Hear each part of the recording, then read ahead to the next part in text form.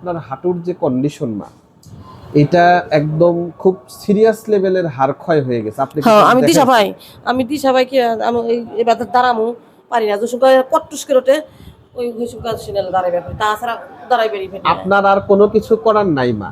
প্রথম কথা হচ্ছে আপনি ইনজেকশন দেওয়ার দিবেন, অ্যালোপ্যাথি সবচাইতে বড় বড় ডাক্তার প্রফেসর সব শেষ, আর তো কোনো কিছু বাকি নাই। না আমার কোনটাই বাকি নাই, অ্যালোপ্যাথিক আর কোনো চিকিৎসা বাকি আছে? আর আপনার ছেলে নিজেই ডাক্তার, আর তো কোনো কথা নেই।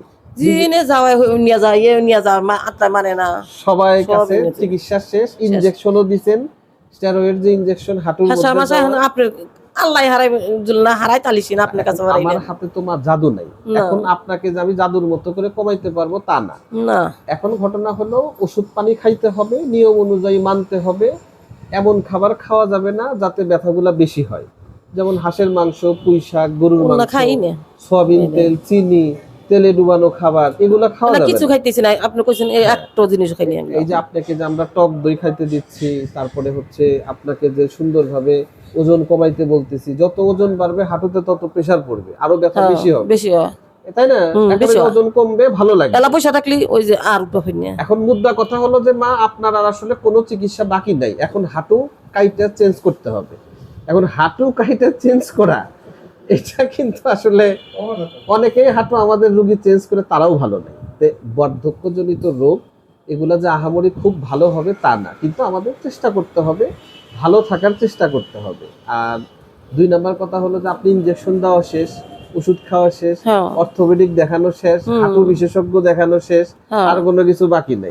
এখন সব ফেল, হোমিওপ্যাথির উপরে আসছেন, ফি সাবিলিল্লাহ বলে ওষুধ খাইতে থাকেন, আস্তে আস্তে আপনার জীবনযাত্রার মান ভালো হবে। একদম যে আহামরি ম্যাজিক চেঞ্জ হবে ব্যাপারটা তা না।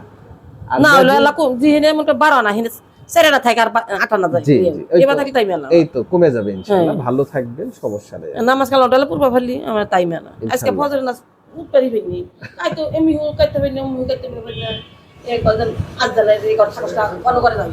ঠিক আছে ইনশাআল্লাহ, তাহলে খান, নিয়ম কানুন মানেন, আর আশা বেশি করা যাবে না, কারণ আপনার আর আশা করার কিছু নাই। আপনি যদি যখন হাঁটুটা ব্যথা হয়েছিল মানে ওই ক্ষয়ের আগেই যদি আসতেন হোমিওপ্যাথির কাছে, তাহলে হয়তো আমরা আর এটাকে আটকাইতে পারতাম।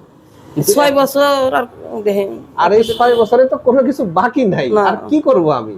হাঁটুতে ইনজেকশন দেওয়া শেষ, সমস্ত রকম বিশেষজ্ঞ দেখানো শেষ, বগুড়ার ডাক্তার, ঢাকার ডাক্তার, আপনার ছেলে নিজেও ডাক্তার, এর মানে যত রকম প্রচেষ্টা কোনো কিছুই বাকি নাই। এখন তো আসলে আর কিছু করার নাই, এখন সান্ত্বনার মতো খাইতে হবে। আমরা দেখি কতটুকু আমরা কি করতে পারি, আল্লাহ ভরসা।